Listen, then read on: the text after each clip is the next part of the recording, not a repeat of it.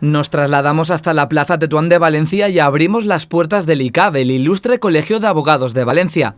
Lo primero que encontramos son unas guías en el suelo que nos llevan directos a la oficina de atención al colegiado y al ciudadano. Un punto fácilmente accesible para aquellos que tengan alguna petición, y es que esa es la función básica del colegio, garantizar nuestros derechos básicos. La razón de ser del colegio son los ciudadanos, la defensa de los derechos de los ciudadanos y el ofrecimiento de garantías a los ciudadanos con respecto a los abogados. Labor controlada y a la que se le hace un seguimiento, que además viene legitimada por un seguro de responsabilidad civil y la correcta formación continuada de sus profesionales.